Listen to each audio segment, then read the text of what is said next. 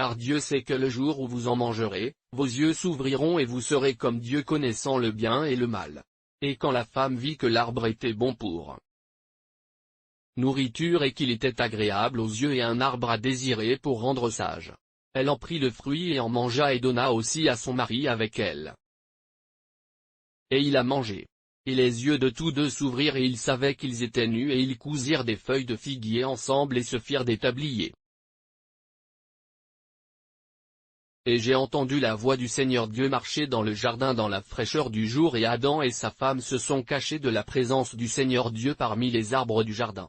Le Seigneur Dieu appela Adam et lui dit, « Où es-tu » Difficulté. Et le gars a répondu terrible réponse.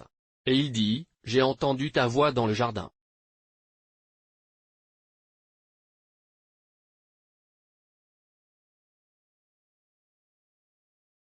Et j'ai eu peur parce que j'étais nu et je me suis caché et il a dit, qui t'a dit que tu étais nu? As-tu mangé de l'arbre, dont j'ai commandé toi que tu ne devrais pas manger?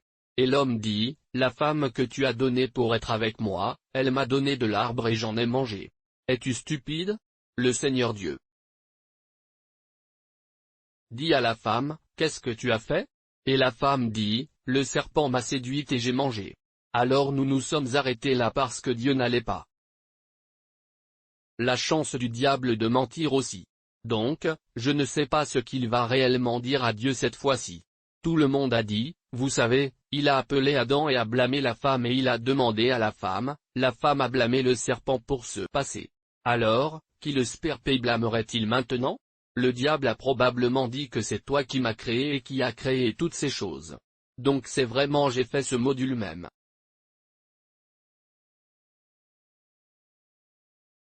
Je l'ai intitulé, La tragédie. Eh bien, tout a commencé avec le chapitre 3 et toute l'histoire de la tragédie, ce qui s'est passé entre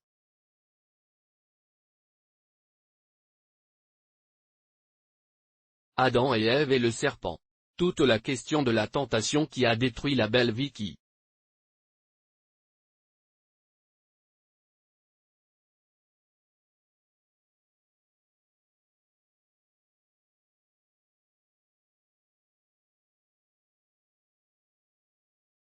Adam et Ève avaient et la relation qu'ils avaient aussi avec Dieu.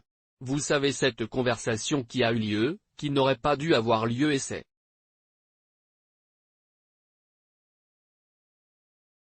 le problème. Et qui est donc le serpent? Analysons-le un peu. Qui est le serpent? Bien sûr, nous connaissons le diable. Et s'agit-il d'un serpent? Eh bien, c'est aussi intéressant. Es-tu là un serpent? Eh bien, c'est le diable et dans le concept de péché, nous avons regardé comment tout a commencé dans Ézéchiel 28 à partir de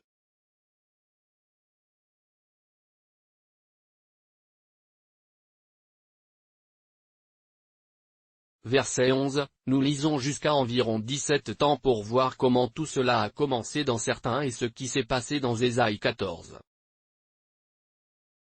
Du verset 12, le péché réel qu'il a fait et le chapitre 12 de la révélation du verset 7 quand il a essayé d'exécuter ce plan de établissant son propre royaume en dehors de Dieu, et il a été renversé et maintenant il est venu vers Adam et Ève et leur a causé des ennuis. Donc, c'est le diable. Ézéchiel 28, si vous partez du verset 11 jusqu'à environ 17, vous obtenez l'image, en particulier pour notre sœur Dauphin et ceux qui courent de salut. Cela vous donnera une image de qui est le serpent. Est-ce cet être intrigant, cet être fascinant que Dieu a créé, appelé Lucifer, qui s'appelait à l'origine Lucifer, mais est devenu le diable Satan à cause de ce qu'il a fait.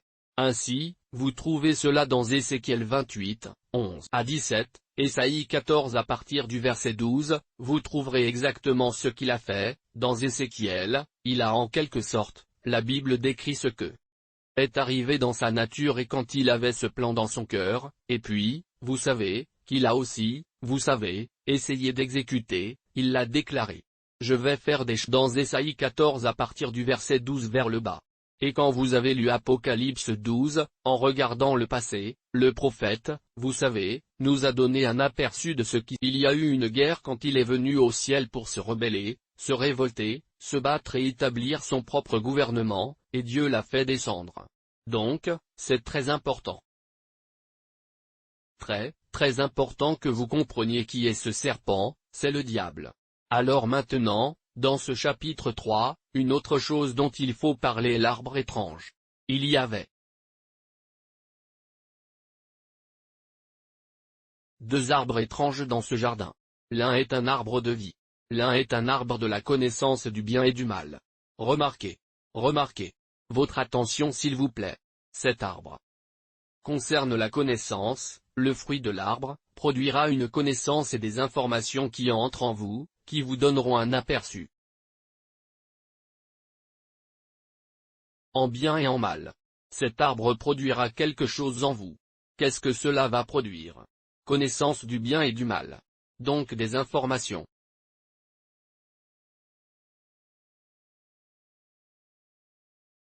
Cet arbre est la source d'information du bien et du mal.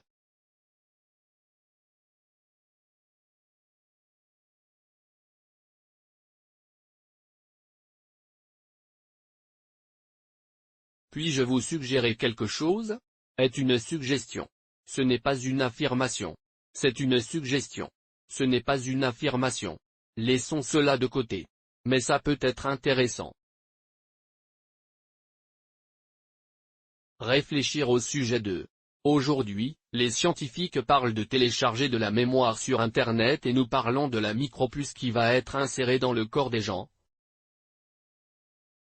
Toutes ces choses qui se passent sur les systèmes Internet, où les gens peuvent se faire implanter des puces de manière à ce que vous n'ayez pas besoin de téléphone. Vous n'avez pas besoin de beaucoup de choses que vous pouvez parcourir. Vous savez, grâce à cette puce, vous pouvez engager beaucoup de choses, l'intelligence artificielle. Une source d'information qui entre dans l'homme et vous donne la connaissance du bien et du mal. D'accord, alors réfléchis un peu. À ce sujet est une pensée, cela ne fait tout simplement pas partie de ce que j'enseigne, mais réfléchissez-y un moment. C'est donc un arbre étrange dans le jardin et cet arbre est une source d'information qui vous permet de faire l'expérience du bien et du mal qui vous permet de faire l'expérience du bien et du mal. D'accord. Alors maintenant le serpent.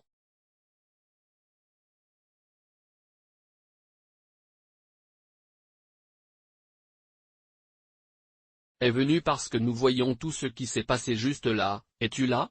Nous voyons le serpent entrer et nous voyons Ève et j'avais dit auparavant, je le fais.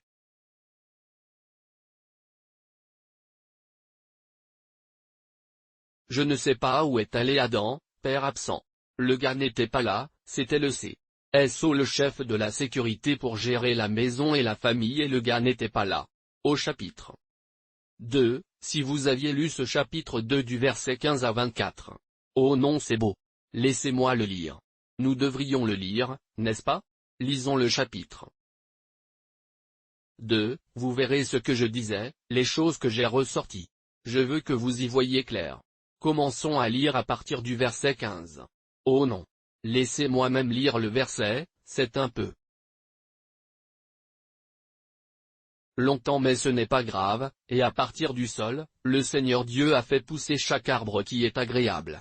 Maintenant laissez-moi aller au 8, et le Seigneur Dieu a planté un jardin vers l'est en Éden et là il a mis le homme qu'il avait formé. Alors Dieu lui a fourni une maison. Très bien. C'est ce que nous avons vu. Et du sol fit pousser le Seigneur Dieu tout arbre agréable à voir et bon à manger, l'arbre de vie, également au milieu du jardin et l'arbre de la connaissance du bien et du mal. Ces arbres sont tous sources d'information. Celui-ci est une source de vie. Celui-ci est une source d'information. La connaissance mais cette connaissance serait bonne et quoi? Mal. D'accord? Bon alors Dieu a fait ces arbres et les a mis là. Et un fleuve remarquez le verset 10, et un fleuve sortit d'Éden pour arroser le jardin et de là, il se sépara et devint en 4 têtes et le nom du premier est le Pison, c'est-à-dire celui qui entoure tout le pays de Havila, où il y a de l'or. Garçon dans ses gars réels. Immobilier, ces gars-là à la maison, il y a de l'or. Rappelez-vous que lorsque nous examinions le concept de péché, le diable avait de l'or. Maintenant, on leur a donné un endroit où il y a de l'or, qui dit que les chrétiens ne devraient pas en avoir assez? Aujourd'hui, les gens font du commerce sur l'or. Très bien, et l'or de cette terre est bon. La terre est bonne, cet or est bon et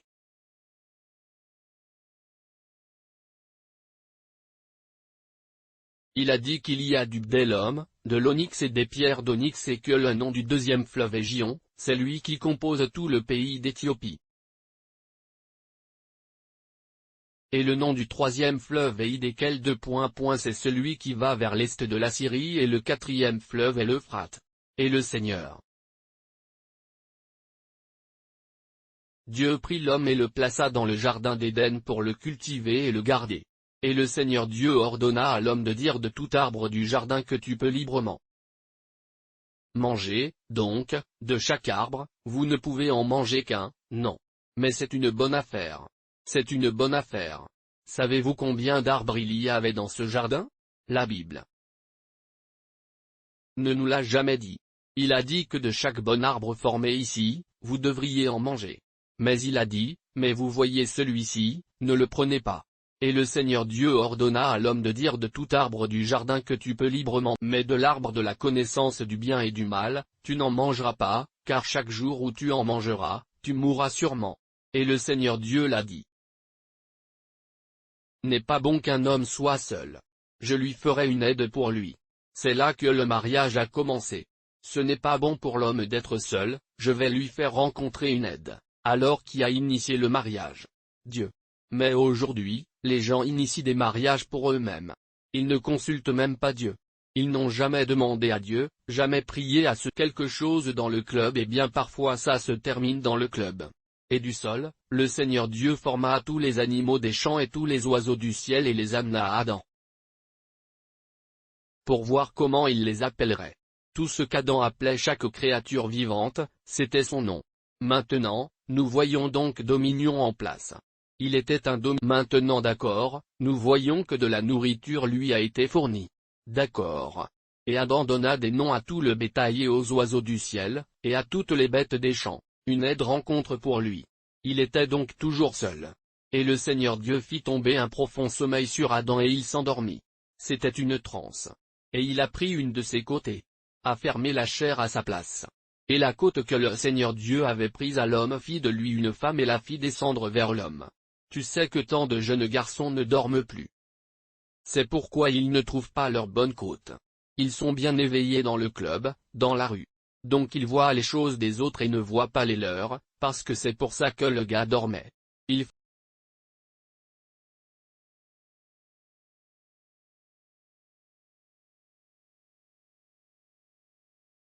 Et c'est intéressant, c'était personnalisé, c'était une côte d'Adam que Dieu a faite la femme. Alors qu'est-ce que le mariage? Le mariage approche. D'eau de la femme à la source? Elle est sortie.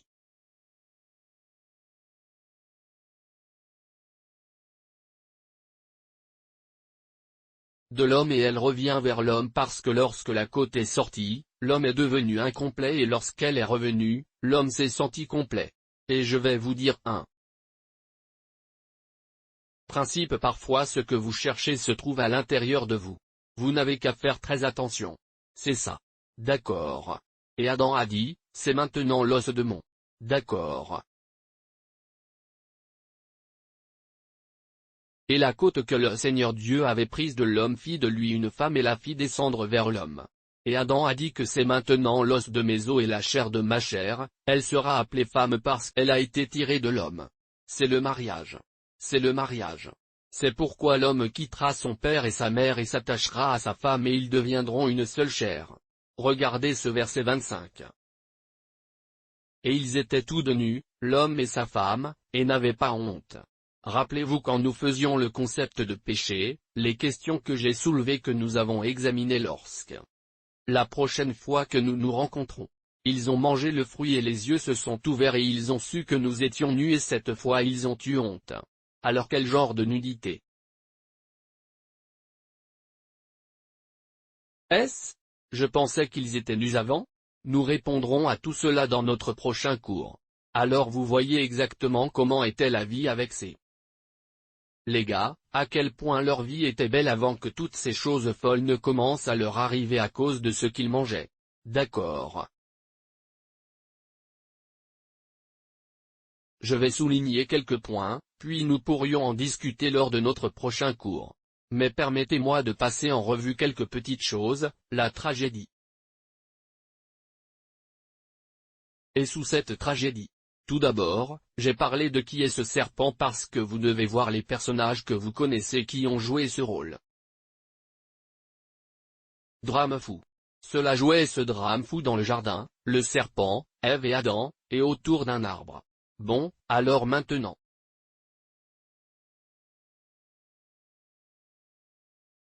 J'ai parlé de l'arbre, la source de l'information.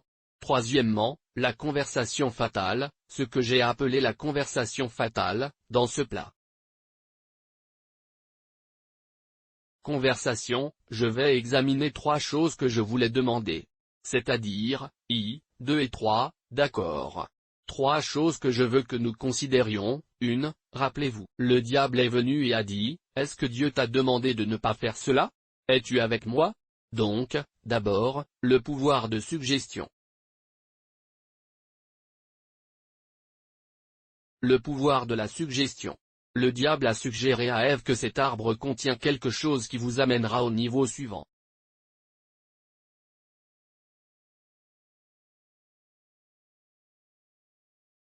Es-tu là avec moi? Conversation fatale, autrement dit, une conversation qu'elle n'aurait pas dû avoir. Elle n'aurait pas dû s'engager. Et c'est ce que j'aimerais dire, jamais. Engagez la conversation avec le diable pour n'importe quelle raison. Quand il vient vous parler, parfois vous pensez que ce sont vos pensées, mais vous voyez, si vous ne savez pas comment Dieu nous a créés, et la norme et la parole de Dieu et ce que Dieu a dit, vous ne sauriez même pas quand le diable vous parle. Es-tu avec moi? Quand tu commences à te parler, voyez, vous allez mourir, vous pouvez probablement mourir prématurément. C'est la pensée de celui-ci. C'est le diable qui parle. Dites-lui, allez-vous vous taire et sortir d'ici? Mais es-tu là? Pouvoir de suggestion.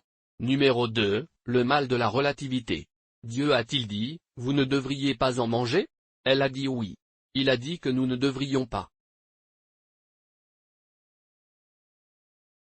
Mange-le. Même le toucher, car le jour où nous en mangerons, nous mourrons certainement. Elle était claire à ce sujet. Non pas qu'elle ne le savait pas. Le mal de la relativité. Le mal de la relativité, qui est ce qui gouverne notre monde aujourd'hui, tout est relatif, le mariage. Maintenant, si ça ne marche pas, ça va, tu peux sortir. Si je n'allais pas comme non, certaines personnes n'avaient pas leur colonne. Êtes-vous un homme ou une femme? Indécis. Je vous dis ce qui se passe en Europe, l'Europe est partie. C'est juste que les choses sont devenues folles. Tu sais, es-tu avec moi? Donc, si vous vous sentez comme une femme piégée dans le corps d'un homme, vous pouvez aller au médecin, faire de la chirurgie et devenir une femme, es-tu avec moi? Et puis si du tout parfois tu penses que ce n'est pas mieux, tu peux revenir vers un homme. Ou vous pourriez aussi bien mettre les deux, être un homme et une femme. Vous savez, il y a beaucoup d'absurdités qui se passent dans notre monde aujourd'hui. Es-tu là? Le mal.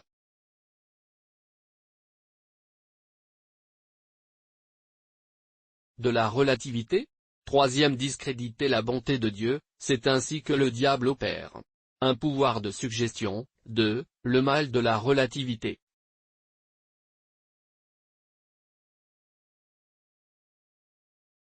Troisièmement, discréditer la bonté de Dieu. Il a dit, Dieu a dit que le jour où nous le mangerons, nous allons sûrement. Il a dit, pas si, arrête d'être si dur avec toi-même. Facile. Je ne comprends pas, vous l'interprétez mal.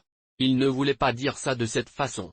Comment tout cela peut-il être dans la vie? Vous n'apprécieriez pas? Non, ce n'est pas le cas. Alors maintenant. Il a créé, comment avez-vous pu créer l'arbre et le mettre à l'intérieur ici? et dit que tu mourrais. Non. Et ce n'est pas si facile maintenant. Facile. Facile. Allez-y doucement. Vous ne le comprenez pas bien. Ce problème, nous examinerons chacun de ce que représente l'arbre. Alors il a dit facile. Facile. Allez-y doucement. Ce n'est pas exactement ça. Ce n'est pas comme pas. Exactement comme vous le pensez. Ce n'est pas exactement comme vous le pensez. Ce n'est pas exactement ce que vous pensez. Ce que je vous dis, c'est que vous ne mourrez pas vraiment. Je le connais un peu. Vous ne mourrez pas vraiment. En réalité, laissez-moi, même vous dire quelque chose, il sait que le jour où vous mangerez cette chose, vous serez comme lui. Je suis.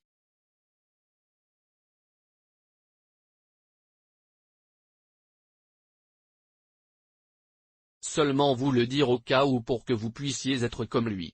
Je sais que vous voulez vous améliorer, vous savez, alors vous pouvez être comme lui. Comprenez-vous ceci? Tout d'abord, vous devez discréditer la bonté de Dieu. Il a essayé de faire croire que Dieu se cachait et gardait quelque chose loin d'eux. Deuxièmement, il devait relativiser la parole de Dieu. Il a dit qu'il allait mourir. J'ai dit non, tu ne le fais. Ah bon? Il n'a pas dit qu'il ne mourrait pas. Il a dit que vous n'allez pas vraiment. Le problème c'est que vraiment il ne va pas vraiment, ce n'est pas exactement comme vous le savez. Alors, imaginez comment il a trompé beaucoup de gens dans le monde entier. Le même modèle, le même paquet. Il ne dit pas vraiment, disons pas vraiment, ne dit pas vraiment qu'il n'y a, mais vous êtes libre de choisir maintenant, après tout. Si Dieu existe, pourquoi le mal est-il si grand? Considère-le. Ils disent que c'est un Dieu bon, parce que quand tu dis pourquoi le mal est-il si fort? Cela implique que vous avez laissé entendre que Dieu est bon. Vous voyez, il trouve juste un moyen de suggérer quelque chose et une fois qu'il le fait, il commence à vous ne mourrez pas vraiment. Vous ne mourrez pas vraiment. Et troisièmement, non, non, non, non, il n'est pas aussi bon que vous le pensez. Il garde les choses à l'écart. Voyez maintenant, il vous l'a dit, la connaissance. Il y a quelque chose que tu devais savoir. Vous savez ce qui s'est passé, la Bible dit, et Ève a vu, après la conversation et Ève a vu cela. L'arbre était agréable à manger, bon pour les yeux et capable de vous rendre sage. Vous voyez que vous avez apporté le mensonge, fatal. Conversation. C'est quelque chose qu'elle n'aurait pas dû engager du tout. Permettez-moi d'attirer votre attention sur une dernière chose, puis nous fermerons la pour aujourd'hui, afin que nous puissions participer au prochain programme. Le mensonge fatal du serpent. Cela minimise en quelque sorte la douleur et les ennuis et les conséquences qui découleront de votre action. Ensuite, il fera la promotion d'une certaine forme de plaisir et de joie. Et le plaisir que vous en retirerez. Comprenez-vous ce que je dis? Le jour où vous en mangerez, vos yeux s'ouvriront. Vous savez quelque chose, maintenant vous ne l'avez pas. Saviez quelque chose, quand vous le ferez, vous saurez quelque chose et vous ne verrez pas vraiment. Comment il minimise le problème et ensuite exagérer quoi? Si vous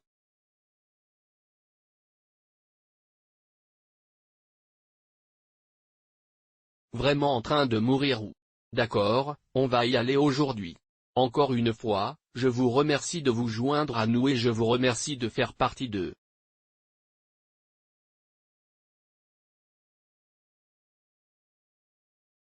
ce. C'est ce que je dirais à cause du programme, rassemblez vos questions et je suggérerais.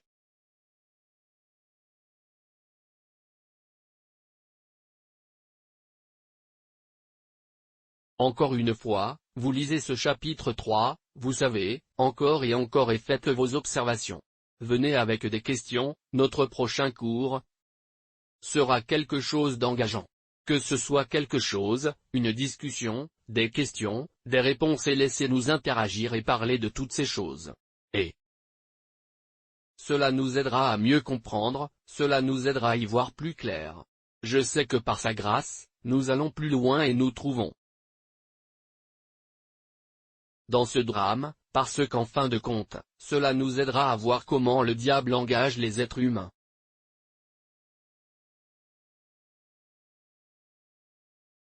Et nous pouvons voir comment cela nous vient et ce qu'il a essayé de faire et nous réaliserons probablement où nous ne faisons pas les choses correctement, de sorte que nous nous y opposons. De sorte que nous ayons à la fin, pas seulement dans le but d'avoir une vie belle et glorieuse parce qu'encore une fois, c'est ce que Dieu a voulu que nous apprécions.